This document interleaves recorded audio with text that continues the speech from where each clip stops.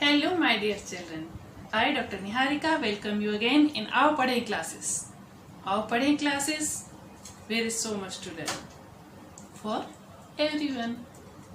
आज हम पढ़ रहे हैं कक्षा 8वीं का पाठ 7, जिसका नाम है नीति शतकम। संस्कृत साहित्य के महान कथाकारों में से एक हैं राजा भर्तृहरि। राजा भर्तृहरि ने नीति शतकम नामक एक अत्यंत सुंदर पुस्तक का निर्माण किया, जिसके अंतर्गत नीति परक श्लोक हैं।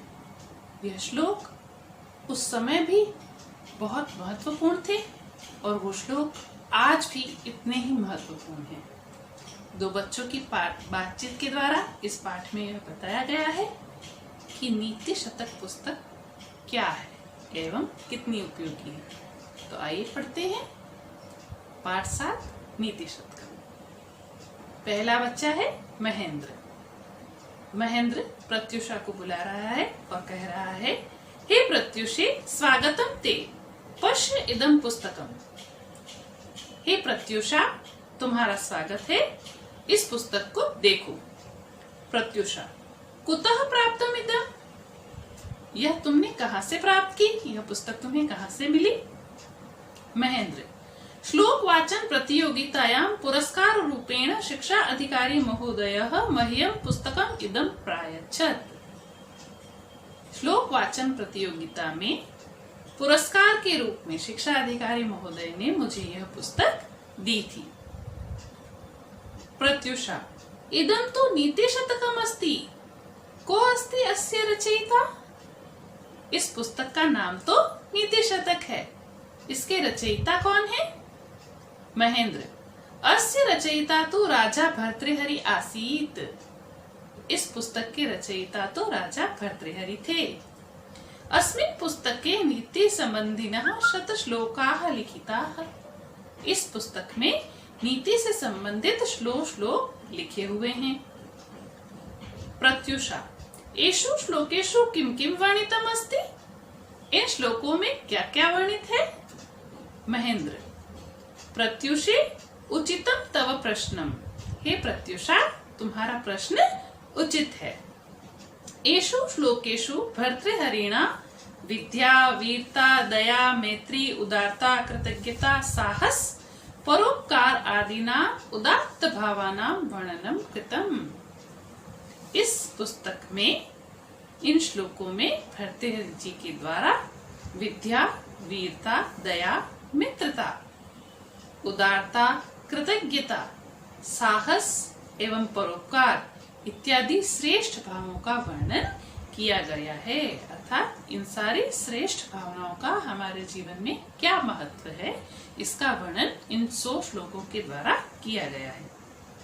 प्रत्युषा, शोभनम कीदृशः एते श्लोका, किम एते बोधगम्या न वा? प्रत्युषा पूछ रही है, शोभनम बहुत अच्छी बात है। कीदृशः एते श्लोका, यह श्लोक कैसे हैं? किम एते बोधगम्या न वा, क्या ये आसानी से समझ में आते हैं या नहीं? महेंद्र, एते श्लोकाः अति सरलाः सुबोधाश्च सन्ति। यह श्लोक बहुत ही सरल और आसानी से समझ में आने वाले अर्थात सुबोध हैं। मानवानां कृते एते सिद्धान्ताः न केवलं बहु उपयोगिनः सन्ति अपितु व्यावहारिकाः अपि सन्ति।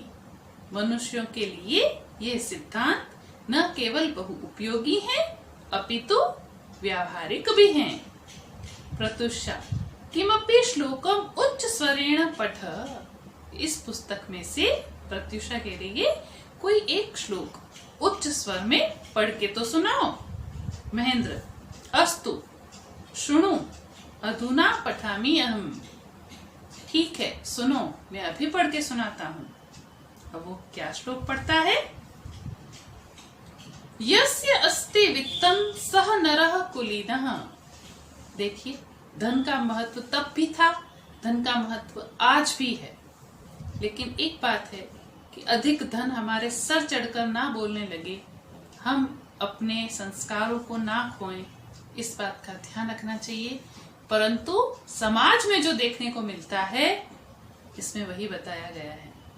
यस्य अस्ति वित्तम सह नरः कुलीनः, जिस व्यक्ति के पास वित्त यानी कि पैसा, धन होता है, मनी होता है, वही नर कुलीन अर्थात श्रेष्ठ कुल वाला माना जाता है। सह पंडितः सह श्रुतवान गुणज्ञः, सह पंडितः उसी को पंडित माना जाता है, सह श्रुतवान वह सुनने योग्य है, वह जो कहे वो लोग साइलेंटली सुनते हैं। सह गुणज्ञ उसी को गुणवान माना जाता है। सह एव वक्ता सच दर्शनीय, वह वक्ता है, उसी को श्रेष्ठ वक्ता मान लिया जाता है।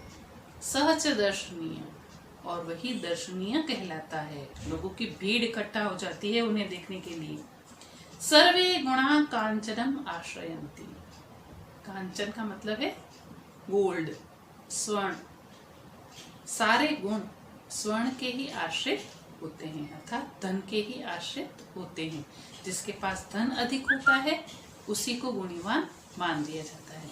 उदाहरण के तौर पर मैं कहना चाहूंगी कि फिल्म जगत से जुड़े हुए हीरो हीरोइन के प्रति पता नहीं क्यों लोगों के अंदर इतना आकर्षण होता है कि क्योंकि उनके पास बहुत धन है, लोग समझते हैं कि वो बड़े कुल वाले हैं। उनसे जाकर कोई नहीं पूछता है कि आप कितने पढ़े लिखे हो, आपकी जाति क्या है ना, क्योंकि उनके पास धन है। जिनके पास धन होता है उसी को सभी लोग गुणवान भी मान लेते हैं, उनकी बातों को ध्यान से सुनते हैं। उनकी बातें चाहे जीवन में फॉलो करने लायक हो या ना हो, परंतु उन फिल्मी हीरो हीरोइनों की लाइफस्टाइल को लोग ब्लाइंडली फॉलो करते हैं, है ना। तो उन्हीं को पंडित मान लिया जाता है, उन्हीं को वक्ता मान लिया जाता है, वही दर्शनीय है।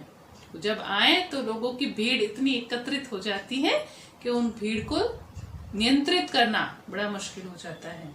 तो सर्वे गुणा कांचनम आश्रयन्ति, सारे गुण जो है वह स्वर्ण के अर्थात गोल्ड के ही अधीन रहते हैं। प्रत्युषा अयम श्लोक तो अद्य भी प्रासंगिक, यह श्लोक न सिर्फ उस समय मैंने अभी भी कहा बल्कि यह श्लोक आज भी उतना ही प्रासंगिक है। आज भी लोग बिल्कुल ऐसा ही करते हैं, ऐसा ही मानते हैं। महेंद्र पुस्तके अस्मिन् सर्वे श्लोकाः नीतिपरकाः एव, अस्मिन् पुस्तके इस पुस्तक में सारे श्लोक नीतिपरक ही हैं। प्रत्युषा सुष्ठु पठनांतरम पुस्तकम इदम मह्यम अपि यच्छ, ठीक है पढ़ने के बाद यह पुस्तक तुम मुझे भी देना। ये न अहम अपि अस्मात् ज्ञानार्जनम कर्तुम समर्था भवेयम, जिससे मैं भी इस पुस्तक से ज्ञान अर्जन करने में समर्थ हो सकूं।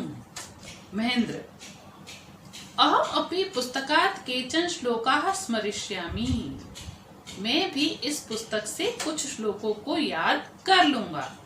ये न यदा कदापि मम सम्मुखे कोऽपि दुखी जनः आगमिष्यति तर्हि अहम केन अपि श्लोकेन तस्य दुःखं दूरीकर्तुं समर्थः भवेयम्।